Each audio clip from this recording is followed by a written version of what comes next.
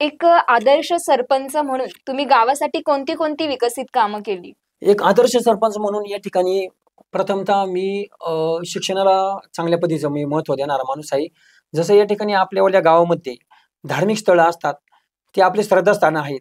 तिथं ते एक मंदिरच आहे. पण खऱ्या अर्थाने आज या आधुनिकतेच्या काळामध्ये फुले, शाहू आंबेडकर यांनी जो काही आपला हा महाराष्ट्र घडवला आहे, हं. छत्रपती शिवरायांनी जे काही स्वराज्याचं स्वप्न बघून परत नेण्याचा प्रयत्न केलेला आहे. तर हे सर्व करत असताना या ठिकाणी शिक्षण ही सर्वात महत्त्वाची गोष्ट या ठिकाणी आजच्या काळामध्ये हो. आहे.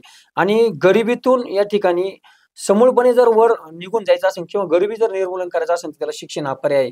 म्हणून मी गावातील शाळा चांगल्या पद्धतीच्या करून त्याची इमारत असू द्या, तिच्यात शिक्षण प्रणाली असू द्या, एक चांगल्या पद्धतीने डिजिटलायझेशन करून शाळेला या ठिकाणी कशा पद्धतीने चांगलं रूप येईल. आपलं नियोजन असं आहे, की शासन तर या ठिकाणी त्या स्तरावरती जेवढा प्रयत्न करत असतं. शासनाचं काम आहे, की जी-आर नुसार या ठिकाणी काम करणे. परंतु आपल्याला लोकप्रतिनिधी म्हणून आपण त्याच्यात ॲड काय करतो, ही सर्वात महत्त्वाची गोष्ट आहे.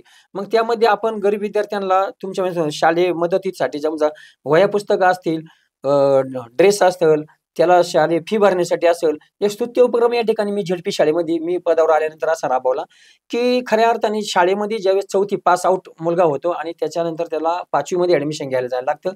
तर त्यावेळेस एक शाळा सुधार पावती म्हणून ₹200 ची पावती फाडली जायची. हं. तर ₹200 ची पावती मी एक शालेय कमिटीला व्यवस्थापनाला एक विश्वासात घेतली आणि ती ₹200 ची पावती मी ती मायनस केली. ती ₹200 ची पावती न घेण्याचा या ठिकाणी ठराव केला आणि एक ₹200 म्हणजे जरी समोरच्याला कमी वाटत असेल, पण माझ्या मते जी मजूरदार महिला आहे, जो हं. मजूरदार घर आहे, आज त्या ₹200 मध्ये त्या मुलाचं तुमच्या माहिती कसं वह्या पुस्तकं होऊ शकतात किंवा वह्या होऊ शकतात.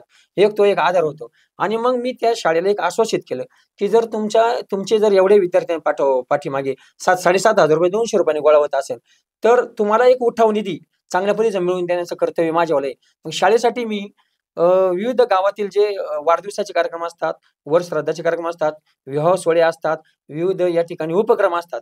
या सर्व स्तरावर या ठिकाणी तिथं जाऊन या ठिकाणी सरपंच नात्याने मी शाळेला एक उठाव निधी प्राप्त करत असतो. मी मागील वर्षात देखील 42-43 हजार या ठिकाणी उठाव निधी या कार्यक्रमांच्या माध्यमातून शाळेला मिळवून दिलेला आहे. आणि आजही माझ्या शाळेमध्ये या ठिकाणी वेगवेगळ्या पद्धतीने मी उठाव निधी शाळेला मिळवून देत असतो आणि त्याच्यातून कामं करत असतो. आता नवीन माझ्या ओली आता एक शाळेचा विषय आला. मराठी शाळेचं माझ्या ओली चंदनपुरीमध्ये संपूर्ण तालुक्यात जरी हिंडला, पंचक्रोशीच्या आजूबाजूच्या तालुक्यामध्ये जरी हिंडला, तरीही तुम्हाला अशी शाळा बघायला भेटणार आहे. अशी इमारत या ठिकाणी माझ्यावाल्या झेडपी शाळेची इमारत आहे. आजही जर चांगल्या खूप चांगल्या सुंदर. पद्धतीचे एक परीक्षक, निरीक्षक तिथं बघायला येतात, हं. तर या ठिकाणी पहिल्यांदा ते विचार करतात ही झेडपी शाळा नाही, हायस्कूल आहे किंवा उच्च लेव्हलची शाळा आहे. परंतु तिथं गेल्यानंतर आज आपण तिथं शाळात एकदम डिजिटलायझेशन शाळा केलेली आहे. इंटरॅक्टिव्ह बोर्ड असेल, प्रयोगशाळेचं नियोजन असेल, कॉम्प्युटर लॅब असेल, हे सगळ्या पद्धतीने. आत्ताच मागील हप्त्यामध्ये या ठिकाणी आपण ती